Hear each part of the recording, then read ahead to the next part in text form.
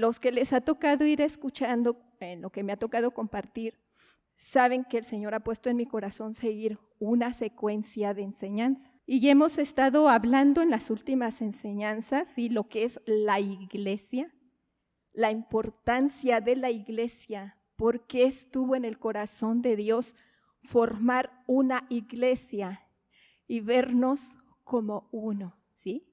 Pues esta oración nos va a traer aún más revelación del por qué la importancia, de por qué el Señor ha insistido en ponerle títulos a su iglesia, haciéndola ver uno, ¿sí? La vemos como el cuerpo de Cristo, muchos miembros, pero eres uno. La vemos como la novia de Cristo, estamos muchos, su iglesia, pero no dice, van a ser las novias de Cristo, cada uno se va a convertir en mi esposa. No, él dice, y todos van a ser una novia, ¿sí? Entonces, en esta oración tan conmovedora, quiero un poquito dar la referencia a lo que estaba pasando, porque esto nos puede ayudar aún a tener en nuestro entendimiento un mayor panorama. Cuando Jesús oró esto, lo que antecedió a esta oración ya fue en los últimos momentos en que Jesús iba a estar con sus discípulos. Si nosotros vemos en el capítulo 16, ¿sí?, nosotros vamos a ver que Jesús habla acerca de la obra del Espíritu Santo. Es cuando Jesús les vuelve a decir que Él se va a ir.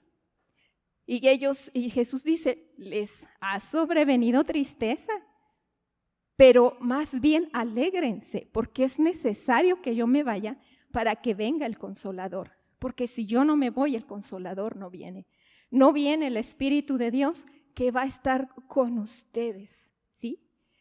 Y luego enseguida Jesús habla de que la tristeza se convertirá en gozo.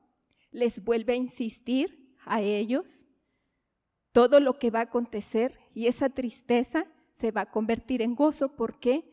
Porque van a ver el cumplimiento al Cristo resucitado, el cumplimiento de todo lo que Él les había dicho. Y luego Él habla acerca, yo he vencido al mundo.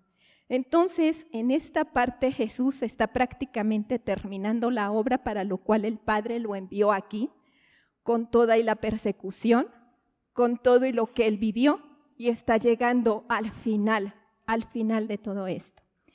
Pero también Jesús dice a los discípulos, pero ustedes van a ser esparcidos, van a ser perseguidos, ¿sí? Pero no tengan temor. Yo he vencido al mundo. Él está dando el ejemplo y va a terminar de dar su testimonio con su propia vida entregada en la cruz y la resurrección, aunque en ese momento que ellos escuchaban esto, ellos todavía no estaban comprendiendo todo. Pero Jesús les estaba diciendo, entonces, ahora sí, llegamos al capítulo 17, donde vemos que Jesús ora por sus discípulos. Esta oración es conocida como la oración sacerdotal. Fíjense qué interesante y qué impresionante. ¿Por qué la oración sacerdotal?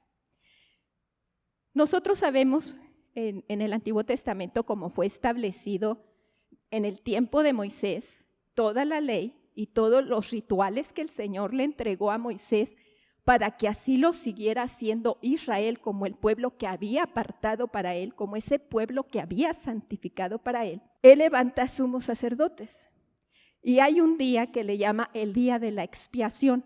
Ese día de la expiación era una sola vez al año. Y esa vez al año, el sumo sacerdote, que era elegido conforme a lo que el Señor había prescrito, ese sumo sacerdote era el único día al año que podía entrar al lugar santísimo en el templo, que era el lugar más íntimo en la presencia de Dios, donde solamente esa persona podía entrar. Y todavía Dios le habla a Moisés y le dice, dile a Aarón no vaya a intentar entrar otro día, si no quiere morir. Tiene que ser ese día y con todo el ritual de purificación que tenía que hacer. Entonces, el día de la expiación era porque ese día se iba a hacer ofrendas de sacrificio, ¿sí? Para el perdón de los pecados, tanto del sumo sacerdote y su familia, como de todo el pueblo. Entonces se hacía esos sacrificios interminables. Pero entonces este sumo sacerdote oraba por él y por el pueblo.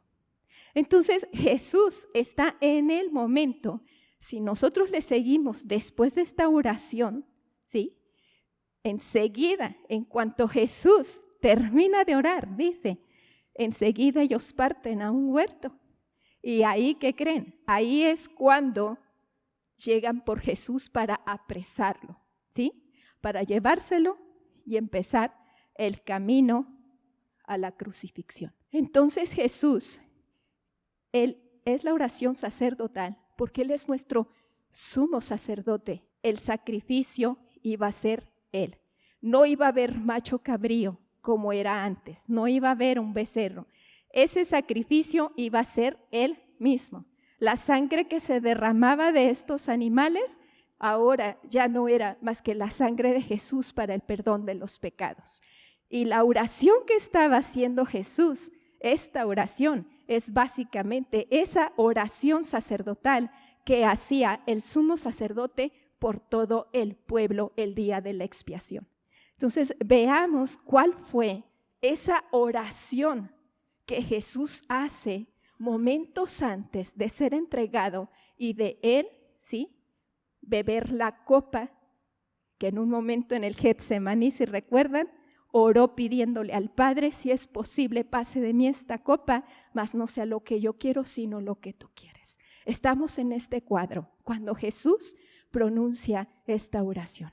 Jesús en esta oración vamos a ver que ora, fíjense, igual que el sumo sacerdote, ora por él, ora por los discípulos que tenían ese momento ahí junto con él sentados, y ora por los discípulos que iban a surgir en todos los tiempos en los cuales estamos tú y yo. Por eso esta enseñanza se llama "Estabas en su corazón". No sé si ustedes no se conmueven, si no se llena su corazón de regocijo, de decir, Jesús en ese momento oró por mí. A mí me conmueve muchísimo. Y lo que más me conmueve es ver lo que Jesús oró por mí.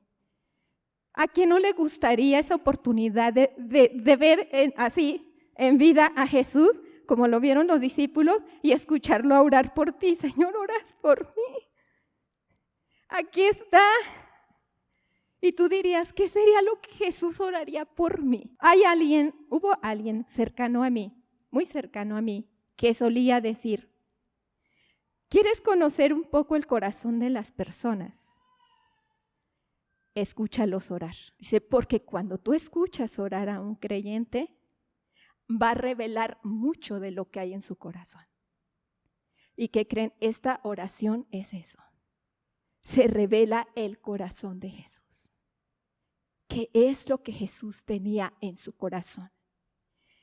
Entonces, vamos a leer también, muy bien, ora por esto, pero también las razones por las que él ora, solo las menciono porque me voy a concentrar en una. Jesús ora por su propia gloria, ¿sí? Él dice, Padre, glorifícame como yo te he glorificado, y la manera en que va a ser glorificado, ¿cómo creen que va a ser? A través de que va a morir, va a tener que derramar su sangre y después va a resucitar. Esa va a ser la manera en que Jesús va a ser glorificado. Y dice, como yo te he glorificado, ¿por qué? Porque Jesús glorificó al Señor en todo su caminar, porque Jesús mostró en todo el tiempo la grandeza de su Padre. Mostró el corazón, la mente, la majestad del Padre. Él glorificó en obediencia en todo tiempo al Padre delante de todos, al punto de glorificarlo hasta el momento de su muerte, ¿sí? Muy bien. También él oró por la protección y la santificación del pueblo, de todos los discípulos. Esa fue su oración, de los discípulos. Pero también aquí entra el punto, que es donde yo me quiero centrar. Él suplica al Padre por la unidad sobrenatural de la iglesia. La unidad de todos. Entonces, ahora sí vamos a leer esos versículos del capítulo 17, Juan 17, el versículo 1 y 2 dice: después que Jesús dijo esto, de lo que les expliqué del versículo 16, dirigió la mirada al cielo y oró así: Padre, ha llegado la hora. Glorifica a tu Hijo, para que tu Hijo te glorifique a ti, ya que le has conferido autoridad sobre todo mortal, para que Él les conceda vida eterna a todos lo que les has dado. Versículo 6. A los que me diste del mundo, les he revelado quién eres. Eran tuyos, tú me los diste, y ellos han obedecido tu palabra. Él está hablando de todos esos discípulos en ese momento. Versículo 9 y 10. Ruego por ellos, no ruego por el mundo. Fíjense nada más, aquí está aclarando Jesús. ¿Quién es el mundo? Todo aquel que no recibe a Jesús, ¿sí? Él dice, yo oro por los que me han recibido, básicamente. Dice, sino por los que me has dado, porque son tuyos. Todo lo que yo tengo es tuyo, y todo lo que tú tienes es mío, y por medio de ellos he sido glorificado. Versículo 20 al 23. Aquí está la clave del tema de hoy. No ruego solo por estos, o sea, esos discípulos vivientes en esa época. Ruego también por los que han de creer en mí por el mensaje de ellos. Ahí estamos tú y yo. Para que todos sean uno. Vean, aquí está el corazón de Jesús por lo que oró por ti. Quería saber qué oraría Jesús si estuviera aquí contigo. Él dice, yo oro por ti, para que todos ellos sean uno.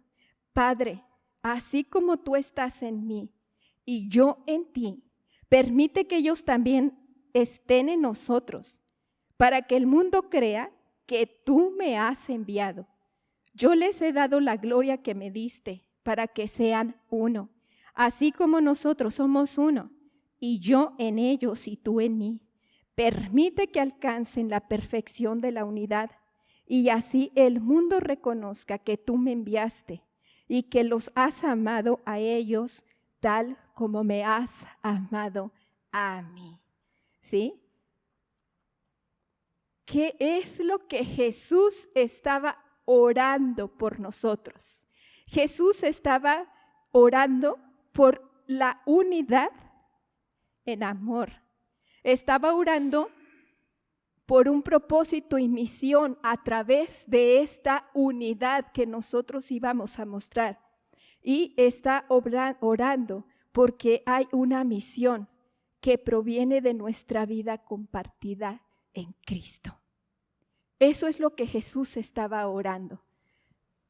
Ahora podemos entender por qué es la importancia de vivir como uno. Fíjense la comparativa que Jesús está haciendo. Señor, que ellos sean uno, así como tú y yo somos uno. Está hablando de la unidad de la Trinidad, esa unidad perfecta, ¿sí? Definitivamente esta comparativa no está diciendo el Señor, van a tener esa perfección como tú y yo, como la tenemos la Trinidad, ¿sí? Pero sí está hablando de una unidad que va a ser posible vivir sin desmembrarse, vivir a pesar de las diferencias que todos tenemos aquí. Miren, tan solo aquí en este salón, ¿cuántos seremos? ¿Sí? Y de los que somos, ¿cuántos pensaremos de la misma manera? ¿Cuántos tendremos el mismo carácter, las mismas reacciones, las mismas costumbres, los mismos traumas? No. Absolutamente tenemos muchísimas diferencias.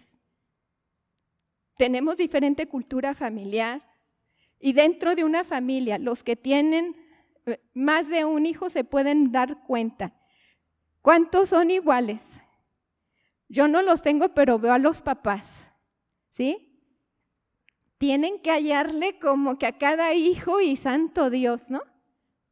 Imagínense, ahora nosotros como iglesia, y Jesús está diciendo, Padre, que sean uno como tú y yo somos uno. Entonces, la intención de todo mi corazón de que podamos recibir esta oración de Jesús es que nosotros nos quedemos meditando, de verdad.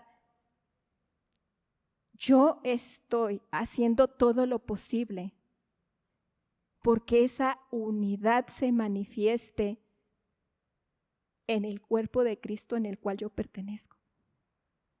Jesús no está diciendo de que todos seamos iguales, uniformes, no.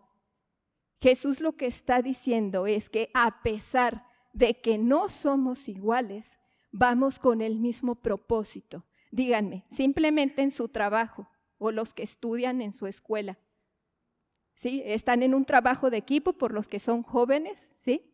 O los que están en un trabajo. Díganme, ¿son bien afines a su equipo de trabajo o su equipo de escuela?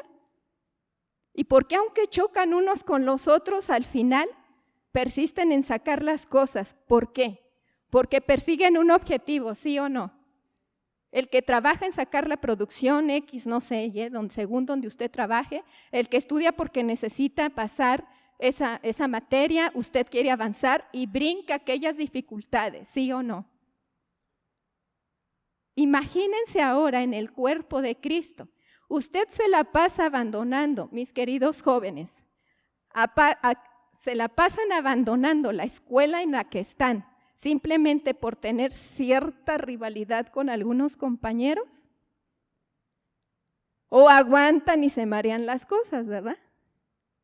Ahora, todos los adultos, usted se la pasa cambiando de trabajo cada vez que dice, ay, no me gusta cómo es este patrón. Ay, es que este compañero de trabajo, ¿se la pasa cambiando así de trabajo? Entonces, la iglesia, esto es algo gravísimo por lo que está pasando la iglesia en esta actualidad. Si nosotros nos fijamos en la iglesia en Hechos, que fue cuando comenzó la iglesia y que debe de ser nuestro modelo a seguir, ellos dicen, ¿sí?, que los que se convertían por la predicación, así como dijo Jesús, te pido por los que van a creer a través de la predicación de ellos, y los convertidos habla claramente tan solo en la primera predicación de Pedro que se convierten, que creen 3,000 personas. Y esas 3,000 personas ni siquiera eran de la misma nacionalidad. ¿Por qué? Porque había mucha gente que aún no se escuchaba hablar en sus idiomas. Estaba quedando cautivo su corazón. Pero ¿qué dice? Ellos se convertían y no como ahora, de que en su momento quizá me emociono en un concierto evangelístico y Cristo para las naciones, ¿no?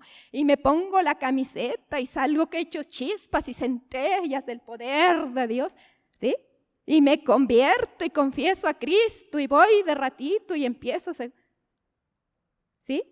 Y luego al rato, ¿dónde quedó la emoción? Ni siquiera se congrega la persona, ¿sí? Menos siguió estudiando la doctrina de Jesucristo.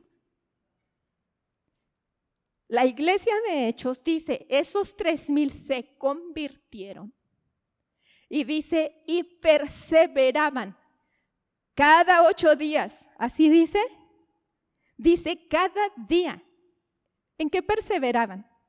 Ay, se iban juntos al río a platicar bien contentos, ¿sí? Ay, chalala, chalala. Y todo estaba nice, oraban y el gobierno les dio todo lo que querían. Ay, es que ya soy cristiano. No, ellos dicen, perseveraban en la doctrina. Es decir, en el estudio de la palabra, y decía diario, en el partimiento del pan y en la comunión. ¿Sí?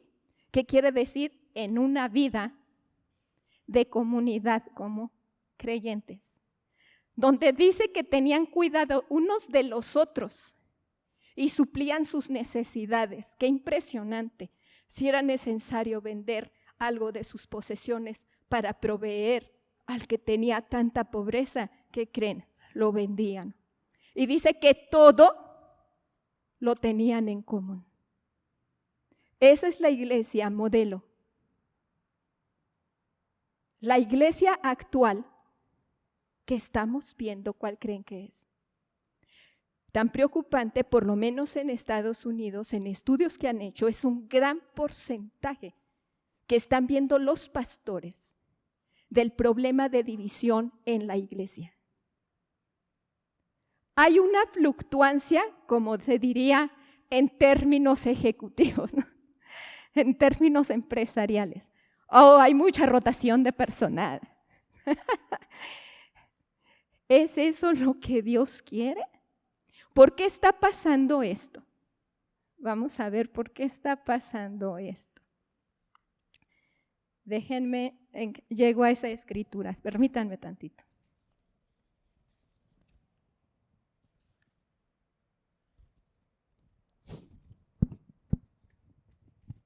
Romanos 12:2. Está pasando esto porque el pueblo de Dios somos bien obedientes, ¿qué creen? Ahorita vamos a ver si somos bien obedientes. Aquí Pablo está diciendo, no se amolden al mundo, sino sean transformados mediante la renovación de su mente. Así podrán comprobar cuál es la voluntad de Dios buena, agradable y perfecta. Este es el punto. Si queremos nosotros lograr una unidad, comenzando en la congregación donde estoy, porque díganme, si no lo logro en la congregación donde estoy, ¿cómo lo voy a lograr esa unidad con todos los demás creyentes de mi ciudad, de diferente congregación, y enseguida con los demás creyentes de los demás países? ¿Sí? ¿Cómo? Por eso dice el Señor, el buen juez comienza por su casa. Tenemos que comenzar por nuestra casa, nuestra congregación, así como usted, su familia, ¿verdad? Y los que tienen sobrinos. Y cada uno de sus hermanos en la carne, ¿sí? Tiene complicaciones en su familia. ¿Por quién trabaja usted primero? ¿Por la casa de su hermano, por sus sobrinos o por su casa con sus hijos? Díganme, ¿por dónde comienzan? ¿Por su casa o por la casa de su hermano, aunque le duela cómo andan sus sobrinos? Por su casa, ¿verdad? Y entonces, ordenando su casa y cuidando su casa, a la posibilidad que tiene, empezará a ver cómo apoya a su hermano, ¿sí? Ahora, esto exactamente es la iglesia, por eso el Señor también nos pone el título que somos la familia de la fe, el cual ese tema también ya lo tocamos. ¿Sí? Entonces, aquí dice, no se conformen a la mente de este siglo. Esto es lo que divide a las iglesias. Estamos en una cultura que si de por sí el ser humano se identifica por ser egocéntrico, por la naturaleza caída que tiene, ¿sí? Importo yo, luego yo y después yo. Primero veo por mí, ¿qué dice? Primero mis dientes que mis parientes, ¿verdad? Primero lleno la barriga yo y luego el que está a mi lado, ¿sí? Estamos en una cultura donde la lucha es porque tú brilles, a costa de lo que sea, ¿sí? Si se tiene que calumniar, calumnias. Si tienes que pisar, pisas. Si tienes que defraudar, defraudas. Pero hay que conseguir los objetivos. Si tengo que echar mentiras, miento. O sea, ¿cuántas veces me vendo? La cultura de este mundo es totalmente contraria a la mente de Dios, totalmente. No traigo esa cita, me parece que está en Santiago, no estoy bien segura, que dice que el que se hace amigo del mundo se constituye enemigo de Dios. Hay otra cita que dice, otra parte que dice, porque qué compañerismo tiene la luz con las tinieblas y Cristo con Belial. Entonces, en el momento en el que yo no suelte la cultura que mueve allá afuera, no voy a poder ser la iglesia de Cristo. No voy a poder lograr ser la iglesia por la cual Jesús oró, por la cual Jesús pagó.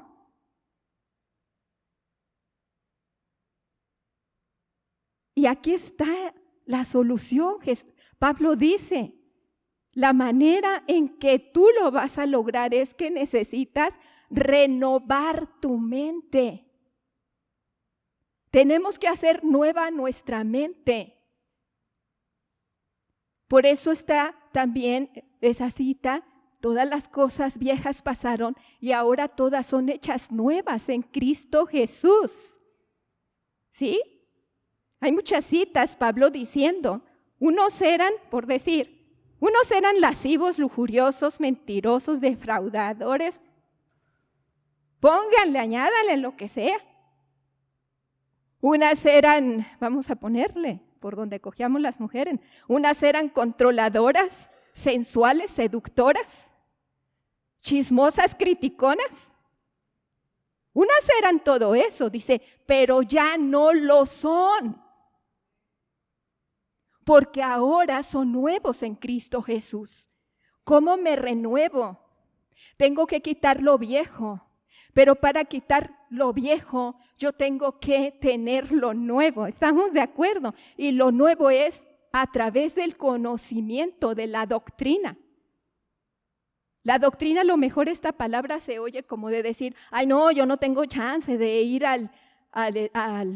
ay, se me olvidó el nombre al instituto bíblico, ¿sí? Yo no tengo chance de estudiar teología. No, miren, tan sencillo la palabra doctrina es conocer las enseñanzas de Jesús. Eso es la doctrina. Todas las palabras que Jesús habló que usted ya conoce, cuando Jesús hablaba de la parábola del sembrador, cuando Jesús hablaba del hijo pródigo, cuando hablaba del perdón, de la regla de oro, y todas esas enseñanzas, esa es doctrina. Y todo lo que siguió enseñándonos Dios en todas las epístolas, todas las cartas escritas después de los evangelios, han sido pura revelación del Espíritu Santo, como lo que leímos ahorita en Romanos, que lo escribió Pablo. Esto que Pablo escribió es doctrina, es una enseñanza para la iglesia, es una instrucción para la iglesia. Y que no fue porque se la sacó de la manga Pablo porque estaba haciendo su propia escuela bíblica, no. Estaba siendo instruido, recibiendo la revelación del Espíritu Santo para la iglesia. Por eso la llamamos que la Biblia es, ¿qué? La palabra de Dios, ¿sí? Entonces se fijan, para que de verdad yo pueda vivir la plenitud de la cual habla la Escritura, yo tengo que aplicar toda la Escritura. Una enseñanza me va a llevar a eslabonarme de todo lo demás. No puedo vivir de una sola enseñanza porque voy a caer en el grande riesgo de caer, de desviarme de lo que está pasando y que también fuimos advertidos muchas veces, que tengamos cuidado de las falsas doctrinas. La palabra del Señor nos instruye y dice, tienen que alcanzar madurez para que no sean llevados, ¿sí?, por cualquier viento de doctrina y sean fluctuantes. ¿Por qué? ¿Cuándo pasa eso? Por la falta de conocimiento. Entonces yo me quedo con mis antiguos rudimentos. Tal vez llevo 5 años de de creyente, sintiéndome que soy un creyente, un seguidor de Cristo, un discípulo que practica el Evangelio, pero discúlpenme, si no estudiamos las Escrituras, si no nos llenamos de la palabra de Dios, no solamente como aquel que estudia letra, no, que la abraza, la vive, le apasiona, que si sientes que no te entra, tú clamas como el ciervo brama por las corrientes de las aguas, como dice el Salmo, y dices, Dios, tengo sed de ti. Si tú me salvaste, si tú pagaste el precio, derramaste tu sangre, quiero entender tu palabra. No puedo vivir si yo no entiendo al que me salvó. Espíritu Santo, tú conoces mi incapacidad. Tú conoces, Dios, que tengo cabeza dura. Mi esposo es testigo. ¿Cuánto me tengo que pasar? Sí, cabeza dura en muchas cosas, pero cabeza dura hasta para preparar un estudio, un mensaje. Sí, ¿por qué? Porque no soy de las que fácil se me dan las letras. ¿Qué creen? Nunca fue mi coco. Ay, Dios mío, tenerme que aprender algo de memoria. Ay. Fui responsable, Dios me ayudó, ¿verdad? Así me enseñaron mis papás. Fui macheterilla y ay, con el nudo en el estómago, que yo creo por eso mi estomaguito es medio delicado. Esas son mis debilidades. Pero ¿qué crees? Dios, si tú te has encontrado con Cristo, no importa tu edad, querido joven, por favor, quiero que lo recibas con todo tu corazón, porque ¿qué crees? Los años pasan muy rápido. Y los que están ahorita sirviendo, se les van a acabar las fuerzas, son seres humanos. Y si ahorita duermen, y si ahorita se les pasa su juventud, sin fincarse sobre la roca, ¿qué va a pasar con los siguientes siervos? Si no dedican su vida, su mente, su corazón, su entrega con pasión a conocer a Jesucristo, sus palabras, porque Él dice, si me conoces a mí, conoces al Padre. Entonces, si yo desconozco lo que Jesús dice, entonces yo no conozco al Padre. Entonces, ¿de quién me digo ser hijo? Solamente tengo el título, esto es muy riesgoso. Por favor, no son los años que yo lleve sentado en una congregación, no es el tiempo tal vez hasta que dedico en un ministerio. Si no hay comunión con Dios, si no hay conocimiento de la palabra de Dios, si no hay ese tiempo de oración con Él en intimidad, por favor, no nos amoldemos a este mundo donde decimos, ay, Dios me conoce, es que esta vida está tan ocupada que sí oro, aunque sea voy manejando. Ay, cuando estoy lavando trastes, claro que sí, la palabra de Dios dice, orad sin cesar en todo el tiempo, pero eso no quiere decir que con eso tengo y que yo no voy a buscar un tiempo íntimo. ¿Quién tendría más trabajo? ¿Nosotros o Jesucristo? ¿Quién estaría más desgastado si era 100% Dios pero 100% hombre? ¿Quién estaría más desgastado si Él estaba luchando con huestes espirituales terribles y quien Dios le ha permitido en su momento ministrar? Y aquí está nuestro pastor Humberto, aquí están los pastores Omar y Diana. ¿Sí o no? Ministrar es súper desgastante, muy desgastante. A mí me tocó estar cerca de una persona que Dios la usó mucho en liberación y fui testigo de esas liberaciones, de posesiones demoníacas. Esto es en serio. Y no estoy hablando locura. Así mismo Jesús liberó endemoniados. Y Él dijo que lo mismo haríamos en su nombre. Mucha de la salud que ella perdió fue porque se entregó. Y lo más triste es que luego a veces solamente vemos los errores.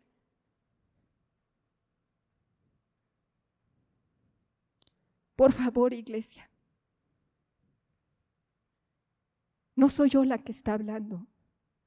Por favor, pongamos atención en lo que está escrito. El que es seguidor de Cristo reconoce sus debilidades, pero clama a Él. Y Él dice, yo dejo a mi espíritu. El Espíritu Santo estará contigo todo el tiempo. y no lo aprovechamos. Se nos olvida que somos templo del Espíritu Santo. No lo aprovechamos, ni siquiera conocemos al Espíritu Santo. Iglesia, ¿cómo podemos ser esa iglesia unida? Podemos entender por qué Pablo dice en diferentes partes de sus cartas, pidiendo porque mantengan la unidad. No me alcanza el tiempo, de verdad es mucho material. Pero en el libro de Efesios, en el capítulo 4, habla Pablo acerca de la unidad en el Espíritu. Si nosotros nos vamos en Filipenses, ¿sí? Pablo sigue hablando de la unidad en el Espíritu. Si nos vamos en el libro de Corintios, Pablo está hablando de la unidad en el Espíritu. ¿Lo podremos lograr en nuestras fuerzas? ¿Ustedes qué creen? ¿Lo podremos lograr en nuestras fuerzas solo por querer? Definitivamente no. Dios sabe. Humanamente no podemos ni con nosotros mismos. ¿Están de acuerdo? ¿O seré yo la única que le pasa? Mas, sin embargo, tenemos esto glorioso. En Efesios 3, 20-21 dice: y aquel que es poderoso para hacer todo mucho más abundantemente de lo que pedimos o entendemos, según el poder que obra en nosotros. A Él sea la gloria en la iglesia, en Cristo Jesús, por todas las generaciones, por los siglos de los siglos. Amén. Y aquel que es poderoso para hacer mucho más abundantemente de lo que pedimos o esperamos. Es el Espíritu de Dios el que nos va a dar la capacidad. Díganme, ¿quién es el que da dones y talentos? Es por las habilidades con las que el Señor lo repartió. Pero ¿quién te va a dar la capacidad para desarrollar esos dones y talentos? Por nosotros mismos no. Claro que entra nuestra participación, ¿de acuerdo? Imagínense si el Señor te llama para ser maestro, muy bien, ahí está el Espíritu Santo, aunque tú digas, ay no, pero si yo tengo pánico escénico. Pero si el Señor te llamó, ¿qué crees? Te va a venir una fuerza, así como todos los profetas que conocemos y todos los llamamientos que hubo tan tremendos y los que vivieron, ¿quién creen que les daba la capacidad para enfrentarse a tales persecuciones y muertes? Era el Espíritu Santo. A Moisés para liderar un pueblo tan rebelde. ¿Quién lo capacitaba? El Espíritu Santo, a pesar de que era tartamudo. Y Dios no le quitó sus debilidades. Se la dejó. Y Pablo mismo lo dice. Pablo lo dice en 1 Corintios 15:10, dice, porque por la gracia de Dios soy lo que soy. Pablo, ese hombre que el Señor escogió, dijo, instrumento escogido me es este, para predicar en diferentes ámbitos, aún entre gente poderosa, pero lo hacía por la gracia de Dios y por lo que le suministraba el Espíritu Santo. Entonces, miren, todos batallamos diferentes cosas, pero la unidad se logra la obediencia. Y la palabra de Dios nos instruye y nos vamos a dar cuenta que el Señor no nos habla de una iglesia perfecta para que yo pueda permanecer ahí. Una iglesia que cubra mis expectativas. No va a haber ninguna. ¿Por qué? Si tú esperas una congregación donde no haya un solo miembro que de repente sea mal encarado, ¿qué crees? No la va a haber. Si tú esperas una congregación donde nunca se vaya a presentar un momento de crítica o una murmuración, ponle lo que tú quieras, lo que te pueda remover más, ¿qué crees? No la va a haber. ¿Por qué? Levante por favor la mano si hay aquí alguno perfecto. Por esa misma razón, porque en la iglesia de Cristo estamos llenas de puras personas imperfectas. Llegamos enfermos. Jesucristo dijo, yo no vine al sano, yo vine al enfermo. Venimos enfermos, algunos físicamente también, pero la principal enfermedad es la del alma. Unos con amargura, unos con resentimientos, con traumas, con un ambiente familiar que ni siquiera algunos tuvieron familia. Y algunos la familia que tuvieron se la vivían en guerras campales. ¿Cómo cree que cada uno de nosotros lleguemos? Unos súper extrovertidos que no hayas ni cómo callarlos ni sentarlos, mientras que otros no hayas cómo sacarles la palabra y que se levanten. ¿Sí? La iglesia de Cristo estamos siendo llamadas a que, como dice en Efesios 4, sopórtense en amor unos a los otros y no rompan la unidad con el vínculo de la paz. ¿Sí? Va a haber todo esto. ¿Te hirieron? Jesús tiene la llave. Perdona. ¿Sí? Perdona. Y bueno, aquí le tengo que dejar. Espero que se hayan quedado picados. Pues bueno, la siguiente predica el pastor Humberto. Y después le continuamos, porque con la ayuda de Dios, si Dios lo permite y así lo quiere, en algún momento quiero continuar desglosando un poquito más este tema y los otros puntos que Jesús tocó en esta preciosa oración. Vamos a orar, por favor, para despedirnos. Señor, te damos tantas gracias, Jesús, porque eres tan paciente con nosotros, Padre. Eres tan paciente, eres tan misericordioso y tu amor es eterno. Tú conoces nuestras debilidades, Señor, nuestras carencias. Por favor, perdónanos en todas las formas en las que nos has encontrado. Una iglesia que en lugar de unir, Padre, llegamos a desunir más con nuestras palabras y actitudes, Señor, con nuestra falta de amor y con nuestra falta de paciencia, Señor. Perdónanos, Padre, por favor. Y te pedimos, Espíritu Santo, por favor, sigue ayudándonos. Sigue capacitándonos, ayúdanos, Señor. Por favor, ayúdanos a buscarte en intimidad, como tú lo hacías y como lo ha hecho cada uno de tus hijos en todos los tiempos, Padre. Te lo pedimos todo esto, Señor, en el nombre precioso de tu Hijo Jesús. Amén y amén. Amén. Dios les bendiga, hermanos.